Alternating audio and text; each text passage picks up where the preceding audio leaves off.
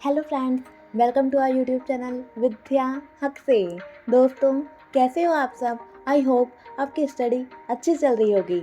आपकी उसी स्टडी को और अच्छा और शानदार बनाने के लिए हमें नया कोऑपरेटिव सोसाइटीज़ एक्ट का नया वीडियो लेके आए हैं। तो फ्रेंड्स, जैसा आपको पता भी होगा कि कोऑपरेटिव सोसाइटी में वैकेंसी आने वाली है और ये पहले बैंकिंग असिस्टेंट की वैकेंसी आने वाली थी। अब इसी के अंदर जो व्यवस्थापक के पद है और जो बैंकिंग असिस्टेंट है, इसके अलावा अलग अलग पदों पे लगभग 3500 पद के आसपास पे ही वैकेंसी आएगी। तो फ्रेंड्स, उन सभी के लिए उन सभी के अंदर ये जो कोऑपरेटिव सोसाइटी एक्ट है वो आने वाला है, और इसीलिए ये जो वीडियो है और ये जो एक्ट है वो सब में आएगा, तो ये सभी के लिए हेल्पफुल रहने वाला है। तो फ्रेंड्स, हम ये स्टार्ट करते हैं। ये जो नया वीडियो है क्लास नंबर 2। इससे पहले फ्रेंड्स, हम एक वीडियो लेके आ गए हैं, तो अगर आपने वो वीडियो नहीं देखा तो एक बार आप वो जाके देख सकते हैं। और फ्रेंड्स, ये जो मैं आपको बता रही हूँ ये 2-3 स्लाइड्स हैं। ये हम पिछला वाला जो रिवीजन कर लेते हैं, 2-3 मिनट लगेंगे इसमें। बस आप ऐसे ही बने रहिएगा। ये देखिए, हमने जो लास्ट वीडियो था उसमें बात की थी कि सहकारिता मतलब कि जो कोऑपरेटिव होता है उसका मीनिंग क्या होता है। तो बस हम ये क्विक रिवीजन कर रहे हैं। इसके आगे हम लोग इसी में अगला मतलब नया टॉपिक पढ़ेंगे। ये देखिए, जो सहकारिता का शाब्दिक अर्थ होता है उसका मतलब होता है मिलजुल कर काम करना, और ये जो लाभ के स्थान पर सेवा को प्राथमिकता देता है। और कोऑपरेटिव के अंदर प्रतिस्पर्धा नहीं बल्कि पारस्परिक सहयोग ही इसका आधार होता है। और इसकी जो सदस्यता होती है, इसकी जो मेंबरशिप होती है वो भी ऑप्शनल होती है। और इसका जो सिद्धांत है वो एक सबके लिए और सब एक के सिद्धांत पर कार्य करता है। अब इसके हमने फ्रेंड्स कुछ प्रोविज़न भी देखे थे कि कब किसकी स्थापना हुई थी, कौन सा एक्ट आया था। ये भी एक बार मैं आपको क्विक रिवीजन करवा देती हूँ। जो सहकारिता है, जो सहकारिता साख समिति अधिनियम था, ये 1904 के अंदर आया था, और भारत में लॉर्ड कर्जन के प्रयासों से इसको लाया गया था। और इसीलिए ही लॉर्ड कर्जन को भारत में सहकारिता का जनक कहा जाता है, मतलब कि जो फादर ऑफ कोऑपरेटिव कहा जाता है। और इसके बाद में एक राज्य सहकारी समिति अधिनियम, मतलब कि राज्य जहाँ पे भी आएगा तो हम राजस्थान की ही बात कर रहे हैं। तो जो राजस्थान वाला था ये 1953 में पहली बार आया था। और इसके बाद में जो नया सहकारिता साख समिति अधिनियम आया, और ये इसलिए लाया था क्योंकि फ्रेंड्स होता क्या है, जो प्रोविज़न होते हैं वो पुराने हो जाते हैं, और हर बार न्यू अमेंडमेंट आने के चक्कर में फिर वो जो एक्ट होता है वो लेंदी हो जाता है।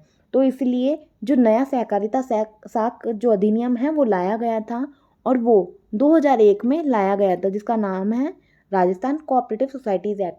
फ्रेंड्स, अगर आपको ये वीडियो और हमारी मेहनत पसंद आ रही है तो आप वीडियो को ज़रूर लाइक करिएगा और चैनल को ज़्यादा से ज़्यादा सब्सक्राइब करिएगा। और जो भी इसकी वैकेंसी के लिए प्रिपरेशन कर रहा है उनके साथ आप ये वीडियो ज़रूर शेयर करिएगा। अब फ्रेंड्स, जब भी आपको अब पता है एक्ट आता है तो एक्ट के साथ में रूल्स भी आते हैं। तो इसीलिए जो राजस्थान कोऑपरेटिव सोसाइटीज़ एक्ट है उसके साथ में राजस्थान सहकारी समिति उसके नियम लाए गए थे, जो रूल्स है वो लाए गए थे, और रूल्स आए थे 2003 के अंदर। इसके बाद है जो सबसे पहले जो सहकारिता है, जो कोऑपरेटिव आंदोलन था, कोऑपरेटिव जो मूवमेंट था, उसकी जो शुरुआत है वो अजमेर के अंदर हुई थी, और अजमेर में 1904 में इसकी शुरुआत की गई थी। फ्रेंड्स, जिसने लास्ट वीडियो देखा है एक बार आप लोग पेशेंस बनाए रखिएगा। ये हम लोग बस 2-3 मिनट में क्विक रिवीजन कर रहे हैं, फिर हम लोग नया ही पढ़ने वाले हैं। और जिसने वो वीडियो नहीं देखा तो एक बार आप वो वीडियो भी जाके देखिएगा, क्योंकि उसके अंदर अलग अलग जो सेक्शंस थे वो भी हमने डिस्कस करे हैं, बहुत डीप में डिस्कस करे हैं। तो आप वो जाके देख सकते हैं, जिसका लिंक इसी वीडियो के डिस्क्रिप्शन में दे रखा है। अब है जो राजस्थान में प्रथम जो सहकारी समिति का गठन हुआ था, तो सहकारी जो समिति का गठन हुआ था बिनाए अजमेर में हुआ था, और वो 1905 में हुआ था। आप इसमें फ्रेंड्स डिफरेंस याद रखिएगा। जो मूवमेंट था वो तो 1904 के अंदर अजमेर में, और जो सहकारी समिति थी उसका जो गठन हुआ था वो 1905 में हुआ था, और वो अजमेर के बिनाए में इसका गठन हुआ था। और इसके बाद में है जो प्रथम केंद्रीय सहकारी बैंक था, जो मतलब कि सेंट्रल कोऑपरेटिव बैंक हो गया। तो इसमें हम सेंट्रल कोऑपरेटिव बैंक जो है, जो सहकारी समिति का, वो अजमेर में हुआ था, और इसकी स्थापना 1910 में की गई थी। इसके बाद में जो कुछ हम प्रोविज़न देखे थे, तो इसके अंदर जो पार्ट 9B के अंदर बताया गया है, जो अपना कॉन्स्टिट्यूशन है उसके ही पार्ट 9B में कोऑपरेटिव के रूल्स बता रखे हैं। तो उसमें लिख रखा है आर्टिकल 243 ZH टू 243 ZT तक इसके प्रोविज़न बताए हैं। तो इसमें यही लिखा है जो सहकारी समिति के गठन, नियंत्रण और सदस्य संबंधी जो भी नियम हैं वो इस पे बताए गए हैं। फ्रेंड्स, यहाँ तक हमने रिवीजन कर लिया है। अब हम लोग नया पढ़ेंगे। ये देखिए, जो इसका नेम है चैप्टर 1 का, वो नेम है प्रिलिमिनरी, मतलब कि प्रारंभिक। और इसमें जो चैप्टर 1 है तो इसमें केवल 2 सेक्शन दिए हुए हैं, सेक्शन 1 एंड सेक्शन 2। सेक्शन 1 हम ऑलरेडी डिस्कस कर चुके हैं कि इसका जो नेम था वो था short title, commencement and extent, मतलब कि इसका जो संक्षिप्त नाम क्या है। तो इसका आपको नाम मैंने बता दिया है कि राजस्थान कोऑपरेटिव सोसाइटीज़ एक्ट है। और इसका जो प्रारंभ है वो कब से हुआ, इसका प्रसार कहाँ तक है। तो ऑब्वियसली ये राजस्थान का एक्ट है, तो इसका प्रसार जो है वो कंप्लीट राजस्थान में है। कोई भी ज़िले में ऐसा नहीं है कि यहाँ पे एक्ट नहीं लगेगा, ये कंप्लीट राजस्थान में है इसका जो एक्सटेंट। और इसके बाद में है सेक्शन 2। सेक्शन 2 में मैंने आपको बताया था कि डेफिनेशंस ही दी हुई होती हैं, और जो डेफिनेशंस हैं वो सेक्शन 2A से स्टार्ट है, मतलब सब सेक्शन A बोलेंगे, सब सेक्शन A से Z तक इसकी डेफिनेशंस हैं। इसमें फ्रेंड्स कुछ सब सेक्शन भी दिए हुए हैं, सब सेक्शन के आगे क्लॉजेस भी दिए हुए हैं। तो वैसे हम देखा जाए तो A से लेके Z तक इसकी डेफिनेशंस हैं। और डेफिनेशंस में फ्रेंड्स हम 2A से लेके 2L तक टोटल डेफिनेशन डिस्कस कर चुके हैं, जिसके अंदर हमने बताया है कि एपेक्स कोऑपरेटिव बैंक क्या होता है, बायलॉज क्या होते हैं, कमेटी की जो डेफिनेशन है वो जैसे कि 2H के अंदर दी हुई है। तो फ्रेंड्स, आप ये सब कुछ जो लास्ट वीडियो था उसमें हमने बताया है। अब इसके आगे जो है अभी हम ये 2M से डिस्कस करने वाले हैं। तो मतलब मैंने आपको बता दिया कि 2L तक हम ऑलरेडी डिस्कस कर चुके हैं, आप वो वीडियो जाके देख सकते हैं। अब हम देखते हैं जो कि फ्रेंड्स है सेक्शन 2M। मैंने आपको बता रखा है कि हम इसको कैसे पढ़ेंगे। इसको बोलेंगे सेक्शन 2 जो आगे लिखा होता है, और जो M है ब्रैकेट के अंदर ये होता है इसका सब सेक्शन। तो सब सेक्शन M है, और इसमें जो डेफिनेशन है वो है फैमिली की, कि फैमिली क्या होती है। वैसे हम सब जानते हैं कि फैमिली क्या होती है, लेकिन इस एक्ट के अनुसार, इस एक्ट के अकॉर्डिंग जो फैमिली की डेफिनेशन है वो ही हमें पढ़नी पड़ेगी। जैसे हिंदी में बोल देते हैं कुटुंब। तो इसमें बताया हुआ है पति, पत्नी और उन पर आश्रित संतानें, और पति की जो विधवा माता है जो उन पर ही आश्रित हो से मिलकर बना हुआ परिवार है। तो इसमें क्या कहा गया है कि जो मतलब पति पत्नी हो गए वो लोग होंगे, और जो इस पे आश्रित संतानें होंगी जो कि डिपेंडेंट्स चिल्ड्रन होंगे, जो उन पे ही डिपेंडेंट होंगे, तो वो भी फैमिली के अंदर आएंगे। और जैसे जो पति या पत्नी हैं तो उनकी जो मम्मी पापा हैं या फिर उनकी जो माता है वो विधवा हो गई, मतलब कि हस्बैंड की डेथ हो चुकी हैं, और वो जो उन पे डिपेंडेंट हो, बस इतना ही परिवार कहलाएगा। ऐसा नहीं होगा कि जो कंप्लीट दादा दादी होंगे या फिर हमारे परदादा परदादी, तो उसमें उस टैक्स जो हम पढ़ते हैं इनकम टैक्स, उसके अंदर अलग डेफिनेशन होती है। तो इस सबके अकॉर्डिंग अलग अलग डेफिनेशन है। तो डायरेक्टली आपसे पूछ लेंगे एक कोई भी टर्म देके, चाहे से आपके चाचा का ही पूछ लेंगे कि मतलब कि जो पापा हैं आपके, उनके भाई वो फैमिली की डेफिनेशन में आएंगे क्या। तो यहाँ पे हो जाएगा वो बिल्कुल क्रॉस, मतलब कि फॉल्स हो जाएगा, वो इसके अंदर फैमिली की डेफिनेशन में नहीं आएंगे, क्योंकि यहाँ पे कहीं पे भी नहीं दे रखा कि बहन हो गई या फिर भाई हो गए जिनकी शादी हो गई, तो ऐसा कुछ नहीं दे रखा है यहाँ।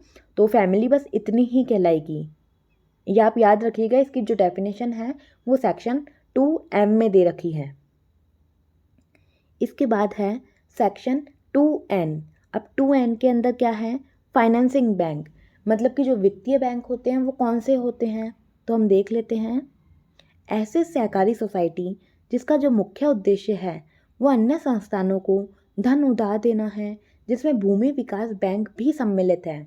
तो ऐसी कौन सी सोसाइटी, ऐसी सहकारी सोसाइटी जिसका जो मेन एम है वो अन्य जो संस्थाएं हैं उनको धन उधार देती है। उधार पे जो अगर रुपए देते हैं, जैसे कि लोन देती है, जिसके अंदर ऐसी संस्थानें तो शामिल ही है। और इसके अलावा इसमें लिखा है भूमि विकास बैंक, मतलब कि जो लैंड डेवलपमेंट बैंक है वो भी फाइनेंसिंग बैंक के अंदर ही आ जाएंगे। इतना फ्रेंड्स आप याद रखिएगा।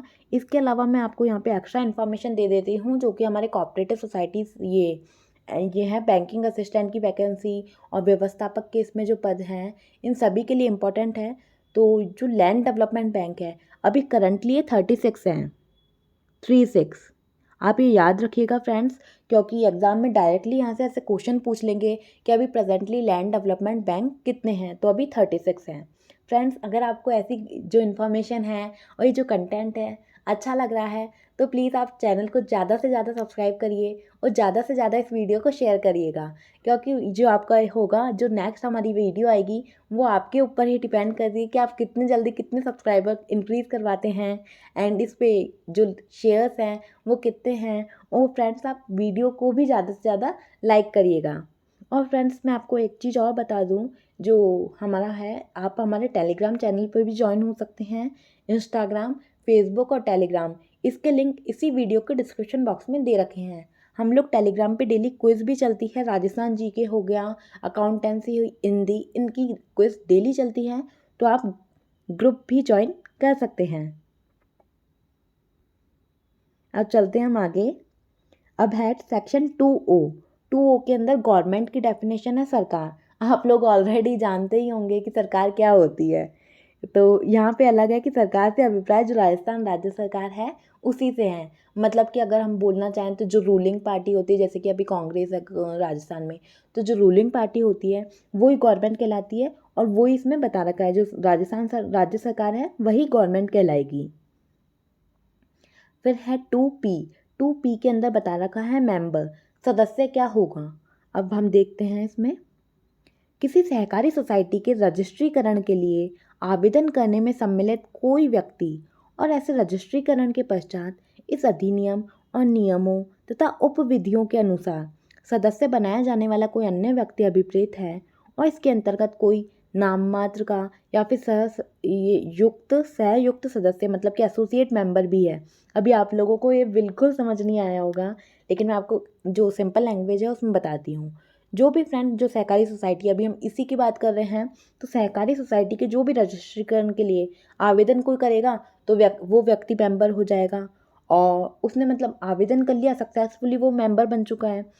तो मतलब उसके बाद जो अधिनियम और जो नियम वगैरह होंगे, जो विधि होगी उसके अनुसार, जैसे वो मेंबर है, उसने किसी और जने को या कोई और व्यक्ति को जो मेंबर बनाया तो वो हो जाएगा नॉमिनल मेंबर, कि मेरी जगह ये काम कर लेगा या जो भी है, तो वो नाम मात्र का मेंबर कहलाएगा।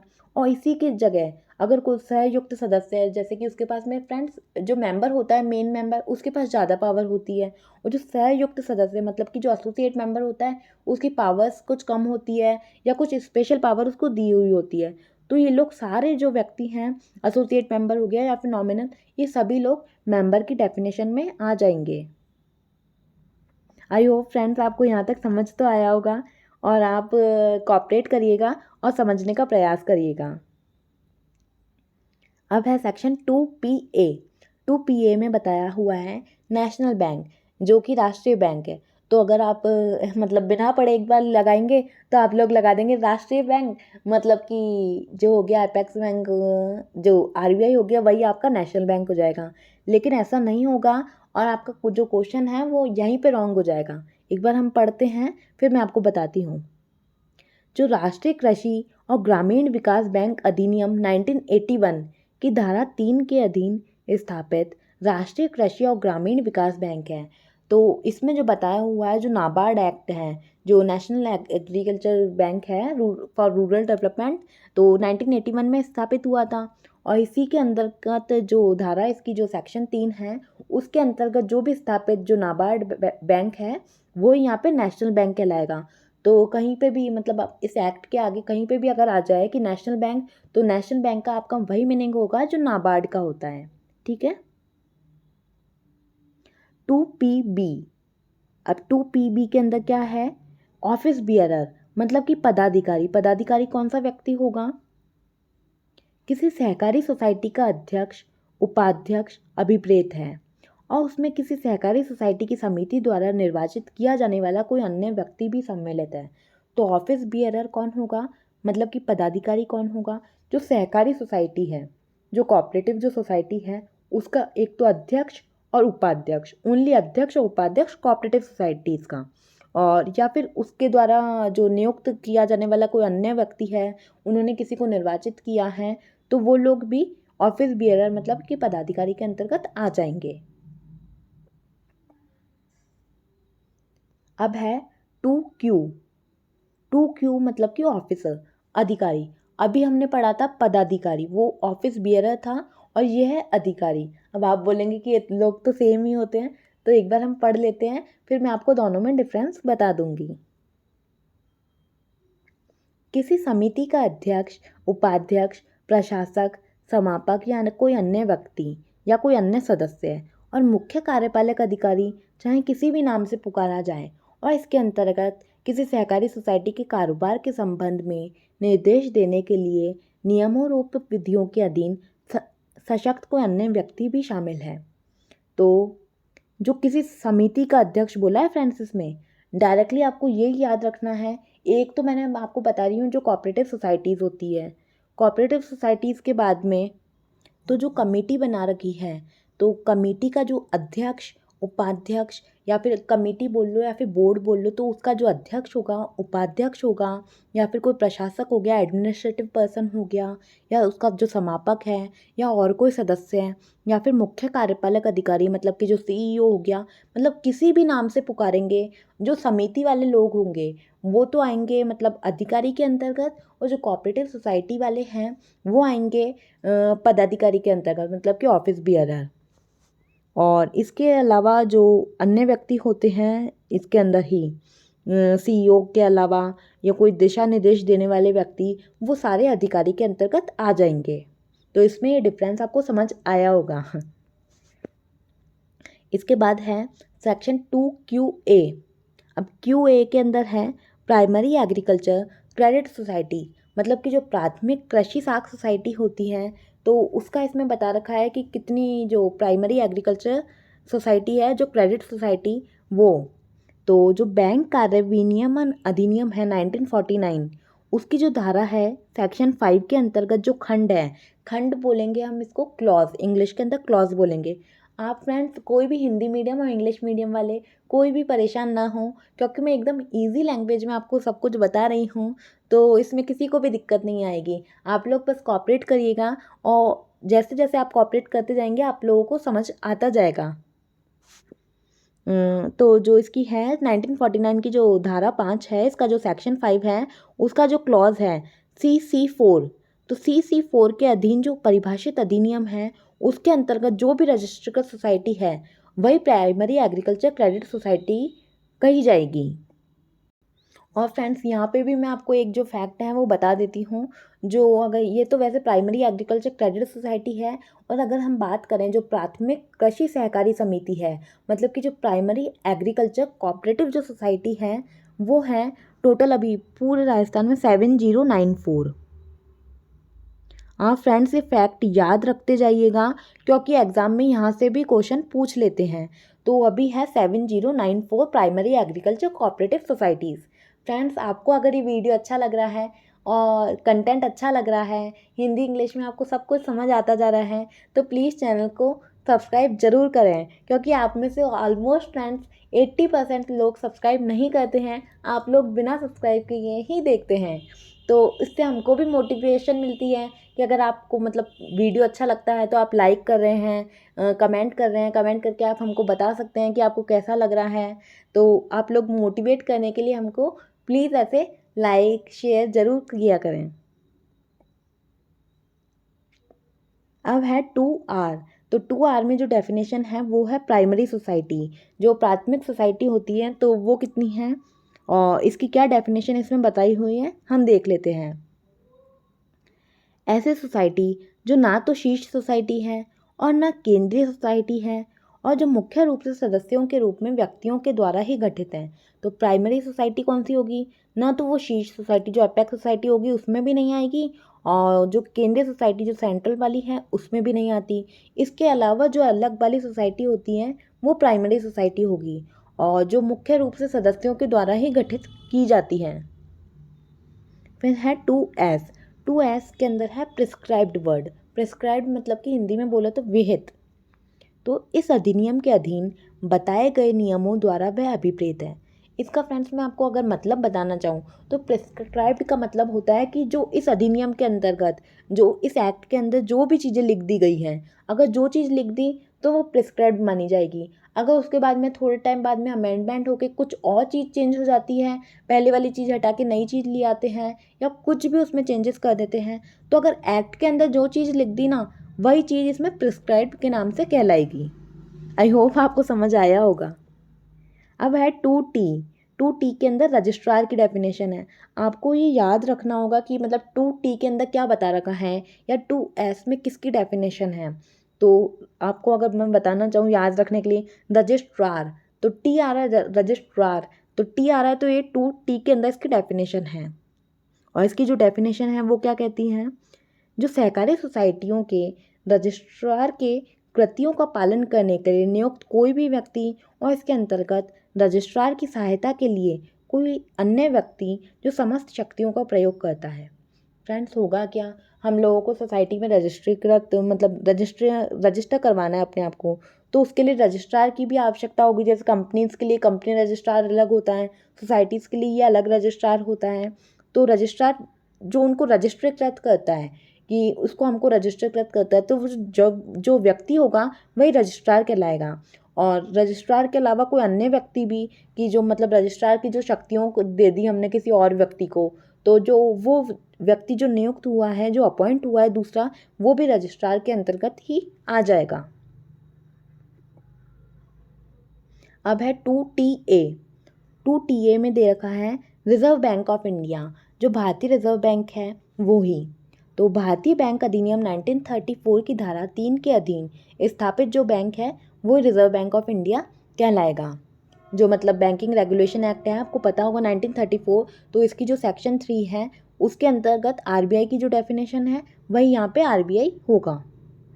अब है सेक्शन 2U। 2U में है रिवेन्यू एपीलेट अथॉरिटी, मतलब कि जो राजस्व अपील प्राधिकारी है वो क्या होगा, भू राजस्व अधिनियम 1956 की धारा 20A के अधीन प्राधिकारी के रूप में नियुक्त अधिकारी अभिप्रेत है। जो फ्रेंड्स राजस्थान का जो लैंड वाला है, लैंड राजस्व अधिनियम है, लैंड एक्ट है 1956 वाला, तो उसकी जो सेक्शन है 20A, उसके अंतर्गत जो अधिकारी नियुक्त होगा वो यहाँ पे रिवेन्यू एपीलेट अथॉरिटी के अंतर्गत आएगा। अब है रूल्स। 2V, रूल्स मतलब कि जो नियम है, तो इस अधिनियम के अधीन बनाए गए जो भी नियम हैं वो रूल्स के अंतर्गत आ जाएंगे। फिर है 2W। 2W के अंतर्गत स्पेशल रिजोल्यूशन बताया है कि विशेष संकल्प क्या होता है। तो किसी सोसाइटी के साधारण निकाय का ऐसा संकल्प अभिप्रेत है जिसे मत देने का अधिकार रखने वाले सदस्यों के 50% से अधिक और बैठक जिसमें उसे पारित किया गया है में उपस्थित और मत देने वाले सदस्यों के अन्यून सदस्यों का अनुमोदन प्राप्त है। फ्रेंड्स, अभी आपको समझ नहीं आया होगा, मैं आपको एकदम शॉर्ट लैंग्वेज में और सिंपल लैंग्वेज में बता देती हूँ। वैसे तो फ्रेंड्स होता क्या है कि जो स्पेशल रिजोल्यूशन होता है उसमें 75% कंपलसरी होती है वोटिंग, लेकिन इसमें जो डेफिनेशन है इसमें और कुछ है।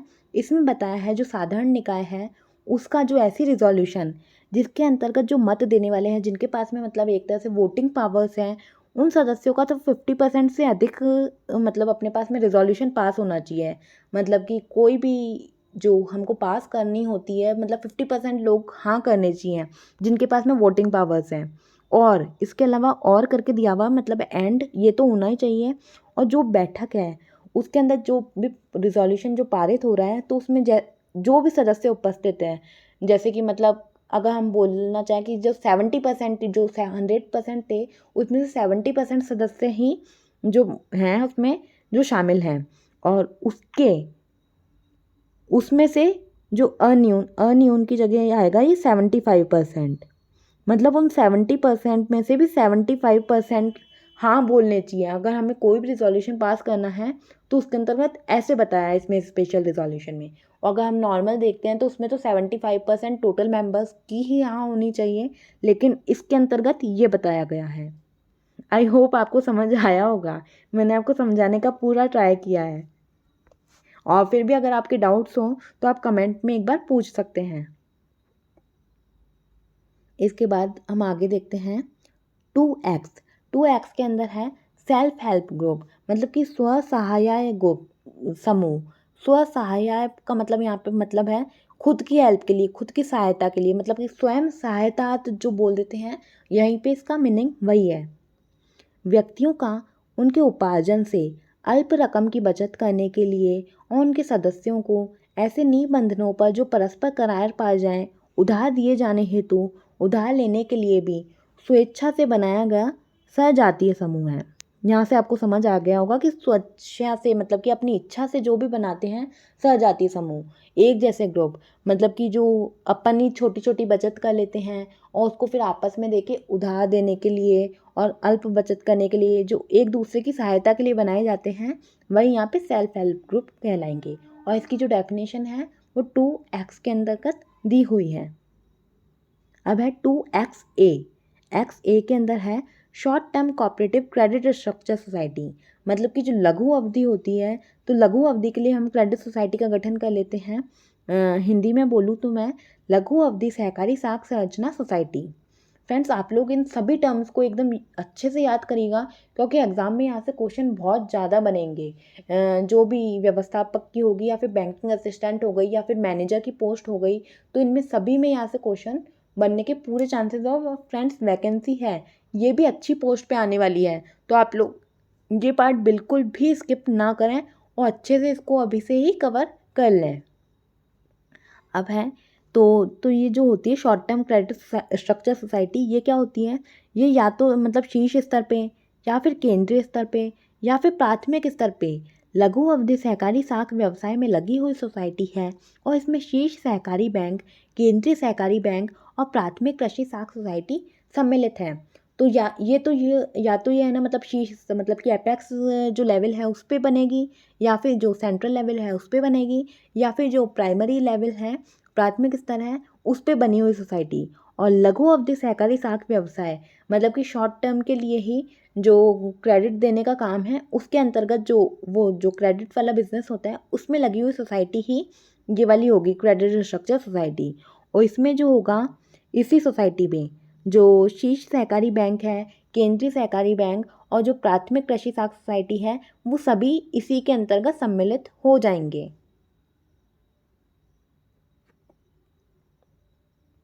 फिर है 2Y।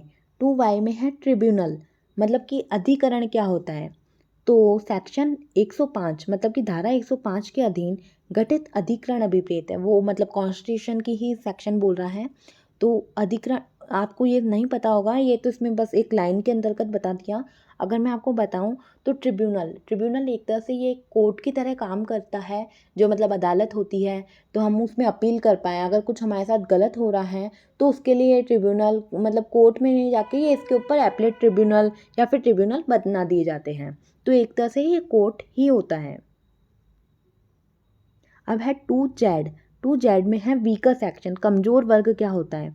तो ऐसे भूमिहीन कृषि श्रमिक, मतलब भूमिहीन जिनके पास में कोई लैंड नहीं होती, या फिर ग्रामीण कारीगर हो गए, सीमांत कृषक, आर्थिक और सामाजिक दृष्टि से पिछड़े अन्य व्यक्ति अभिप्रेत हैं, जो राज्य सरकार द्वारा उनकी जोत के आकार, आय और ऐसे विभिन्न इलाकों को जिनमें राजस्थान कृषि जोत पर अधिकतम सीमा अधिरोपण अधिनियम है जो 1973, उसके अधीन अधिकतम सीमा अवधारित करने के प्रयोजनार्थ राज्य को विभाजित किया जाता है, या फिर ध्यान में रखते हुए राजपत्र में प्रकाशित आदेश द्वारा विनिर्दिष्ट किया जाए।